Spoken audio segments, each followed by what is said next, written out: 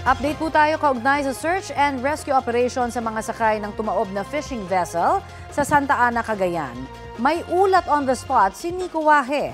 Nico? Connie, 7 na ang kumpirmadong patay matapos tumaob ng isang fishing vessel sa kasagsagan ng hagupit ng Super Typhoon Nando dito sa Santa Ana, Cagayan. Wala nang buhay nang makita ang nawawalang 6 na crew ng fishing vessel. 4 ang nakita sa search and rescue kahapon. Pero dahil medyo hindi maganda ang panahon kagabi, hininto muna ang search and rescue operations bandang alas 8. Itinuloy ang operations alas 6 ng umaga kanina, kung saan nakita ng tuluyan ng 3 pang nawawala. Karamihan sa mga katawan ay napadpad sa mga bakawan. Ang ilan naman ay nakalutang na sa dagat. Naging pahirapan daw ang rescue operations.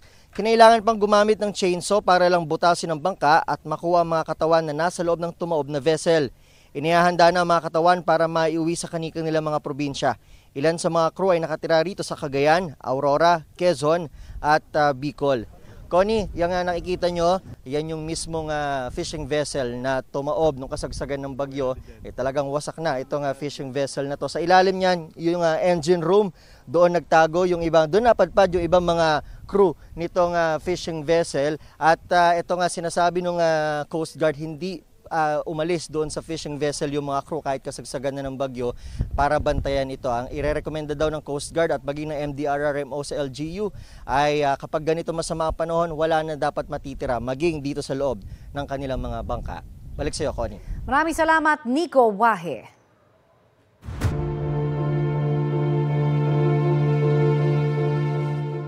May inihaing ethics complaint laban kay Ako Bicol Party List Representative Zaldi Co.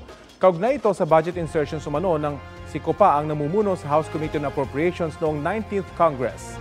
Balita hatid ni Tina Panganiban Perez. Sa ethics complaint na inihain ni Navotas City Representative Toby Tiangco, inakusahan niya si Ako Bicol Representative Elizalde Co ng paglabag sa konstitusyon, sa Code of Conduct and Ethical Standards for Public Officials and Employees at sa mga patakaran ng Kamara. Kaugnay ito ng alegasyong sangkot si Co sa bilyong-bilyong pisong budget insertions nang si Co ang chairperson ng House Committee on Appropriations noong 19th Congress. Mula rin anya na magbukas ang 20th Congress noong July 28. Absent si Co dahil sa medical reasons, pero wala naman anya itong ipinapakitang medical certificate. Sabi pa ni Tiangco, nakasaad sa Code of Conduct na mga nasa pamahalaan na dapat ay mamuhay sila ng simple. Pero si Co raw at ang pamilya nito, idinidisplay sa publiko ang marangya nilang lifestyle. Ayon pa kay Tiangco, sa rules ng Kamara, pinagbabawalan ang mga kongresistang tumanggap ng anumang kompensasyon mula sa sinuman at makialam sa anumang bagay na pending sa anumang tanggapan ng gobyerno kung saan pwedeng kailanganin ang aksyon ng kongresista. Pero base anya sa data mula sa DPWH, nakakuha ang SunWest Inc. ng mahigit 86 billion pesos na halaga ng government infrastructure contracts mula 2016 hanggang July 2025, kung saan halos kalahati ng mga proyekto ay nasa Bicol Region na baluarte ni Co. So napagdugtong-dugtong na natin, di ba, sinabi ko na yung proponent napakahalaga nung role na ginagampanan. Di ba, sinabi na ni DE Alcantara na pag may na-insert, di ba, meron silang dinideliver na amount, no? Nung una, 20%, pangalawa, nung later on, naging 25%. Sinisika pa namin makuha ang reaksyon ni Co na dati nang itinanggi ang mga paratang na tumanggap siya ng kickback. Ayon naman kay Ako Bicol Representative Alfredo Garbin Jr., 2 linggo na ang nakararaan nang huli niya makausap si Co na nooy nasa Amerika pa. May medical check-up pa raw ito roon sa September 24. Tuwing nagkakausap daw sila, lagi raw sinasabi ni Co na walang basehan ang mga alegasyon at handa raw siyang harapin ang mga ito. Prioridad ng Kamara ngayon ang pagpapasa sa panukalang 2026 budget. Pero hiling ng Ethics Committee, payagan silang magsagawa ng mga pagdinig. This way, we can clear the docket of the Committee on Ethics para kung sakaling may makasuhan man sa ating mga miyembro, handa po rumisponde ang ating committee bago po tayo mag-adjourn. Censure, suspension o expulsion ang posibleng irekomendang parusa ng Ethics Committee na pagtitibayin sa plenaryo. Tina Panganiban Perez, nagbabalita para sa GMA Integrated News.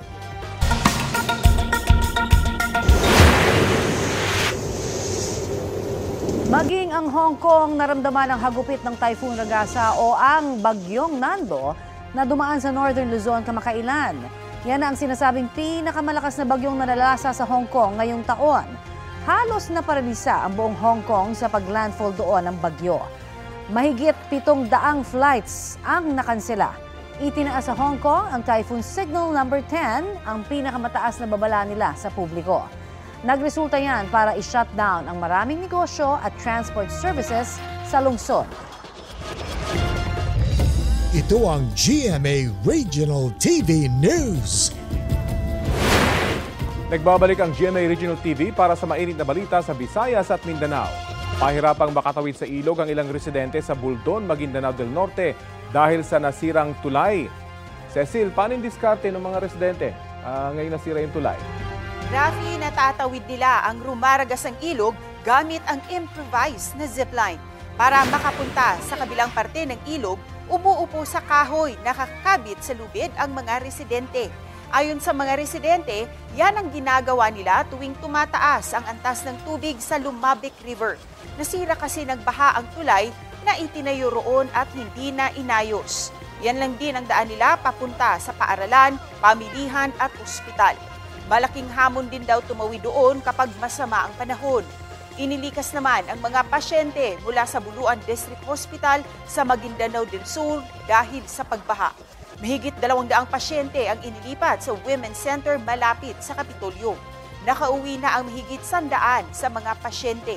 Ayon sa Integrated Provincial Health Office, posibleng matagalan pa ang pagbabalik operasyon ng ospital dahil kailangan pa itong linisin at ma-disinfect.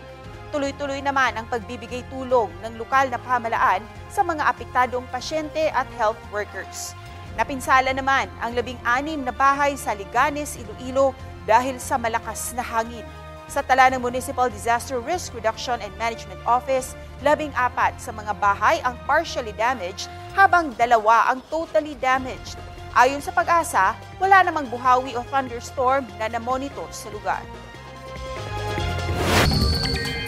Update tayo sa lagay ng panahon ngayong lumakas na biglang tropical storm ang Bagyong Opong. Kausapin natin si Pag-asa Assistant Weather Services Chief Chris Perez.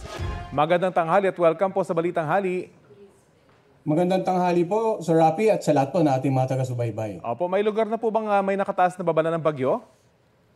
Sa ngayon po, nakataas ang Tropical Cyclone Wind Signal number 1 dito sa Samar provinces, no, in Northern Samar, Eastern Samar at Samar. So, first, ito po yung kauna-unang wind signal na itinaas natin. Ang ibig sabihin po nito, within 36 hours or less ay posibleng maranasan yung malalakas na hangin na aabot hanggang 61 kilometers per hour sa mga nabanggit nating lugar. Not necessarily na agad-agad mararamdaman po ngayon, pero may palugit tayo o yung lead time na 36 hours, within 36 hours, so makakapaghanda pa po yung mga kababayan natin dito sa mga nabanggit nating lalawigan para po sa epekto nitong bagyo. And habang lumalapit yung bagyo, asahan natin, Rafi, na posibleng mas marami pa yung lugar na magkaroon ng wind signal at magkaroon pa tayo ng mas matataas na wind signal sa mga susunod na issuance natin ng Tropical Cyclone Bulletin. Kailan po inaasahan yung direktang epekto ng Bagyong Opong at saan po ito? Ang unang-unang inaasahan pa natin potential na landfall nito ay sa darating na Sabado or Friday. Nitong darating na Friday, no, yung pinakamalapit dito sa either sa Northern Samar area, Friday ng umaga. And then inaasahan natin itong tatawid nitong Kabikulan, then the Southern Luzon area, sa pagitan po ng Friday hanggang Saturday ng umaga. Yung pinakatinatayang sentro nito, inaasahan natin pagkilos, more to the Southern Luzon area, but we're not ruling out the possibility na maging malapit ang sentro sa Metro Manila during that period. So asahan po natin na magkaroon din posibleng magkaroon ng warning signal sa Metro Manila sa mga susunod na issuance natin ng bulletin. Gaano po karami ang ulang dala nito? Ang sabi kasi severe tropical storm. May kinalaman ba yung pagiging severe nito sa dami ng ulang dala nitong bagyo? Well, actually, Rafi, ang projection natin ngayon posible pang umabot ito sa typhoon category, no? And normally, kasi yung category, yung for example, yung nabanggit nila severe tropical storm, more on dalang hangin po ang classification pag sinabi natin severe tropical storm rather than paulan. Pero sa mga susunod na araw, inaasa natin na posible nga makaranas ng mga pag-ulan mula 150 to 200 millimeters of rain ang Metro Manila at yung mga karatig lalawigan. Ito yung time na posibleng tinatawid na yung Southern Luzon area nitong sentro ng bagyong si Opong. Pwede pa rin pong madagdagan yung amount na ipo-forecast natin kahit yung issuance po natin, not only the Tropical Cyclone Bulletin, pero yung pati yung weather advisory na patungkol naman sa ulan ay magiging madalas din po. Gaano po kalaki yung chance na magiging direct hit ng bagyo itong Metro Manila? Well, sa ngayon po nakikita natin, yung tinataya nating sentro ay hindi tatama ng Metro Manila. Instead, posibleng tawirin ng estimated center ay more on the Bicol region, then possibly the southern part of Quezon, and then the parts of Laguna, Batangas, Cavite area po. Pero regardless, kasi nga typhoon category to at malawak yung radius nito or diameter, so to speak, asahan po natin na kahit na nasa south yung sentro ng bagyong si Opong sa mga darating na araw, ay posibleng ang maapektuhan din ng Metro Manila in terms of malalakas na hangin at mga matitinding pag-ulan. Hindi lamang Metro Manila, kundi maging mga karatig lalawigan dito sa Central Luzon at ilang bahagi po ng Visayas area. Maraming salamat po sa oras na ibinahagi nyo sa Balitang Hali. Maraming salamat din po at magandang araw. Yan po si Pag-asa Assistant Weather Services Chief Chris Perez. Ito ang GMA Regional TV News. Arestado dahil umano sa pangingikil o extortion ang 2 Koreano at 1 Pilipino sa Pampanga. Ayon sa mga otoridad, isinagawa ang entrapment operation laban sa mga sospek matapos silang ireklamo ng isa pang Koreano na kinikikilan umano siya ng mga sospek ng 4.4 billion pesos. Kapalit umano ng pera ang hindi pagtestigo ng 2 Koreanong sospek sa korte. Sabi pa ng mga otoridad, dati na ring nagdedemanda ang mga sospek at nangingikil kapalit ng hindi nila pagtestigo. Nakumpiska sa kanila ang 50 gramo ng mga hinihinalang iligal na droga na may halagang mahigit sa 600,000 pesos. Nakuha rin ang nasa 4 na milyong pisong mark money, baril at mga bala at ilang cellphones at mga peking ID. Nakapiit na ang mga sospek sa Mabalacat City Police Station at inihahanda na ang kasong isasampa laban sa kanila. Wala pang pahayag ang mga naarestong sospek.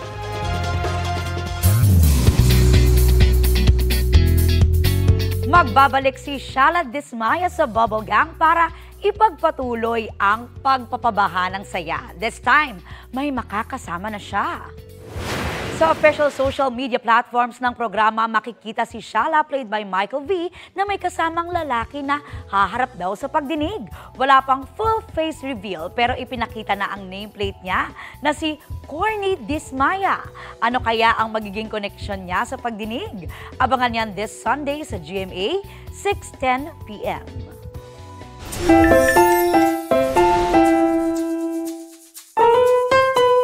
Best in formal attire ang ganap ng isang aso sa renewal of vows ng kanyang tita. Para kasi makompleto ang kanyang outfit, ipinagtahi pa siya ng kanyang fur mom. Pa-outfit check nga. Pinoy barong, leather shoes at pants. Introducing Snow the Cotton Maltese. Full attire si fur baby na invited bilang groomsman. Yan ang kwento ng uploader na si Faye. Hindi raw talaga kompleto ang outfit ni Snow dahil walang mabilhan ng pants. Kaya ang kanyang fur mom nag-decide na tahian na lamang siya ng pantalon. At tada! Presenting the finished product. Mukhang nagustuhan naman ni Snow ang outfit at proud na inirampa sa event. May halos 400,000 views na yan online. Trending! Ang cute. Kasama sa kasal. Dahil family talaga ang mga Talaga. babies. Oo, part talaga sila. At